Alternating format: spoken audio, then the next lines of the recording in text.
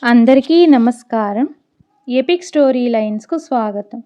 శ్రీ గురు చరిత్రలోని అధ్యాయం 42. శ్రీ గణేశాయ నమః, శ్రీ సరస్వత్యై నమః, శ్రీ గురుభ్యోం నమః. శ్రీగురుడు సాయం దేవునితో చెప్పిన ఆ వ్రత విధానం సిద్ధయోగి ఇలా తెలిపారు. ఈ అనంత వ్రతము ఆచరించడం వలన ఎందరికో అభీష్టాలు సిద్ధించాయి. దీని వలన ధర్మరాజు తాను కోల్పోయిన రాజ్యమంతా తిరిగి పొందగలిగాడు. పాండుపుత్రుడైన ధర్మరాజు కపటజూదంలో ఓడిపోయి తన తమ్ములను ద్రౌపదిని తీసుకొని ఘోరమైన అడవి ప్రాంతాలకు వెళ్ళి ఎన్నో కష్టాలు అనుభవించాడు. అయినప్పటికీ వారంతా శ్రీకృష్ణుడే తమకు గతి అని దృఢంగా విశ్వసించారు. దుర్యోధనుడు మొదలైన వాళ్ళు వాళ్ళ రాజ్యం అపహరించి పరాభవించి అడవులకు పంపడమే కాకుండా వారిని ఇంకెన్నో రీతులు కష్టపెట్టారు. వారు కడుపు నిండా భోజనమైనా లేకుండా బాధపడుతుంటే వారి పుణ్యం కూడా నశింపచేయమని దూర్వాస మహర్షిని పురిగొల్పి వారిపైకి పంపారు.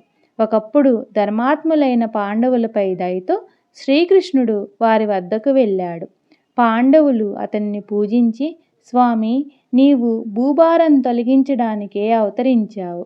మేము నీకు ప్రాణ సమానులమైనప్పటికీ ఈ అడవిలో దాగి ఉండవలసి వచ్చినదేమిటి? నీవే ఉపేక్షిస్తే మాకింక దిక్కెవరు అని బాధపడ్డారు. ద్రౌపది కూడా తమకు కష్టాలు తీరే ఉపాయం చెప్పమన్నది. శ్రీకృష్ణుడు వారిని కరుణించి ఇలా చెప్పాడు. నేనే అనంతుడను, సర్వవ్యాపిని. త్రిమూర్తులు, చతుర్దశ భువనాలు ఆకాశం వలె అనంతుడనైన నా యందు ఉన్నాయి. అట్టి సర్వాంతర్యామిగా అనంతుడుగా ఉన్న నన్ను గుర్తించి నిష్ఠగా వ్రతం చేసుకుంటే మీ అభీష్టాలన్నీ నెరవేరుతాయి, మీ కష్టాలు తీరుతాయి. ఈ అనంత వ్రతం భాద్రపద శుద్ధ చతుర్దశి నాడు మధ్యాహ్న సమయంలో భక్తితో ఆచరిస్తే మీ రాజ్యం మీకు లభించగలదు. పూర్వం కృతయుగంలో వశిష్ఠ గోత్రానికి చెందిన సుమంతుడు అనే ఋషి ఉండేవాడు.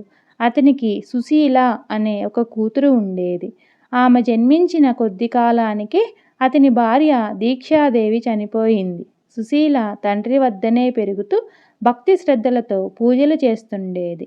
సుమంతుడు తన కర్మానుష్ఠానానికి భంగం రాకుండా ఉండేందుకు రెండవ వివాహం చేసుకున్నాడు. కానీ ఆమె గయ్యాలి. ఎప్పుడు భర్తతోనూ సవతి కూతురుతోనూ పోట్లాడుతూ ఉండేది. కొంతకాలానికి సుమంతుడు తన కుమార్తెను వేదశాస్త్ర పారంగతుడైన కౌండిన్యునికి ఇచ్చి వివాహం చేశాడు. కానీ అతని భార్య పెట్టే బాధలకు ఓర్వలేక కౌండిన్యుడు వేరొక చోట కుటీరంలో కాపురం ఉండదలిచాడు. అయినా కూతురు కాపురానికి వెళ్ళే రోజు కూడా దోవబెత్తానికి కించిత్తు పేలపిండి అయినా ఇవ్వడానికి ఆమె అంగీకరించలేదు. ఎలాగో ఆమె చూడకుండా సుమంతుడు కొద్ది గోధుమ పిండి మాత్రం ఒక ఆకులో కట్టి ఇచ్చి వారిని సాగనంపాడు. మరుసటి రోజు మధ్యాహ్నము ఒక ఏటి వద్ద ఆగి కౌండిన్యుడు స్నాన సంధ్యాదులు గావించుకున్నాడు. అక్కడ కొందరు స్త్రీలు ఎర్రని చీరలు కట్టుకొని కలశాలు పెట్టి పూజిస్తుంటే సుశీలాదేవి విచారించగా తాము అనంతవ్రతం చేస్తున్నట్లు చెప్పారు. ఆమె కోరిక మీదట ఒక ముత్తైదువ ఆ వ్రత విధానం ఇలా చెప్పింది. ప్రతి భాద్రపద శుక్ల చతుర్దశి నాడు 14 ముడులు వేసిన ఎర్రని తోరము సిద్ధం చేసుకొని ప్రవహించే నీటిలో స్నానం చేసి ఎర్రని చీర కట్టుకొని ఆకులతో ఒక కలశం స్థాపించాలి. ఒక కొత్త వస్త్రం మీద గంధంతో అష్టదళ పద్మము గీచి దానిపైన దర్పలతో చేసిన సర్పాకృతి నుంచి శేషసాయి అయిన చతుర్భుజిని ద్వాదశాక్షరి మంత్రంతో గాని పురుష సూక్త విధానంతో గాని యథాశక్తి పూజించాలి. తరువాత ఆ తోరం కుడి చేతికి కట్టుకొని పాత తోరం విసర్జించాలి.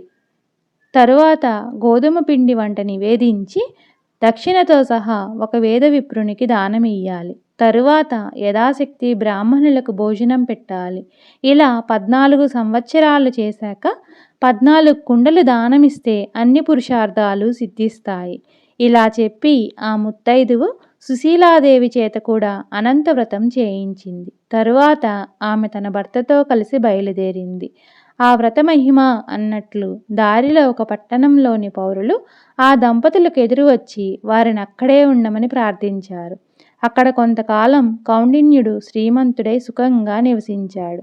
ఒకరోజున కౌండిన్యుడు తన భార్య చేతికున్న తోరము చూచి, ఇదేమిటి, నన్ను వశం చేసుకోవడానికి ఈ ఎర్రని తోరం ధరించావా ఏమి అని అడిగాడు. అది అనంత తోరమని, దాని మహిమ వల్లనే తమకు సిరి సంపదలు వచ్చాయని ఆమె చెప్పినా నమ్మక అతడు దానిని త్రెంచి నిప్పులో పడవేశాడు. కొద్ది కాలంలో వారింట దొంగలు పడి సర్వము దోచుకుపోయారు.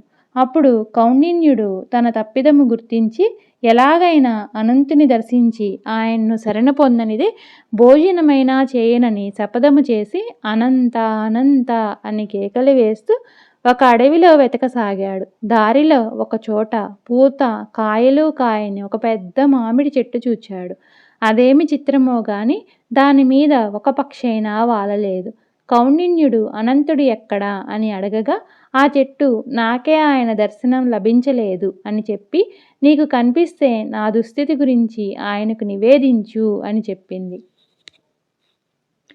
ఆ ముని మరొక చోట గడ్డి పరకైనా కొరకని ఆవును దూడను చూచి వాటిని అడిగాడు. అవి కూడా అలానే చెప్పాయి.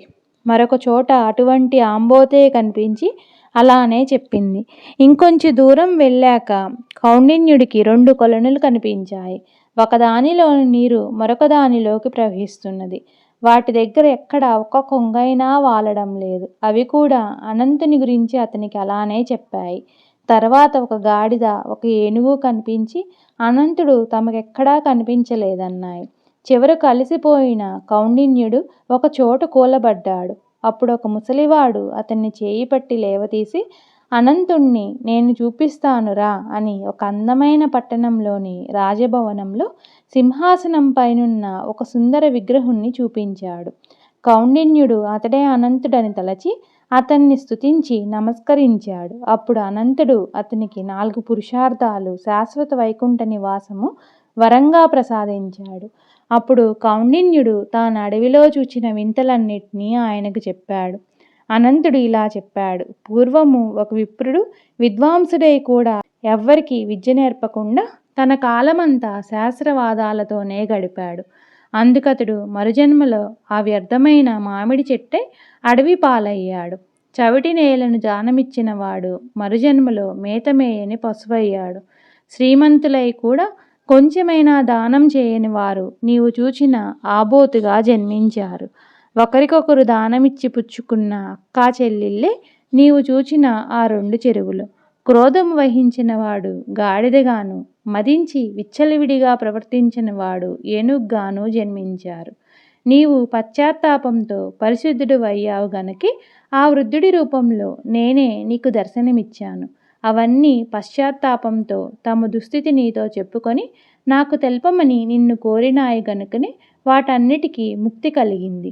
నీవు పునర్వసు నక్షత్రమై శాశ్వతంగా ఆకాశంలో నిలుస్తావు అని అనంతుడు ఆశీర్వదించి పంపాడు.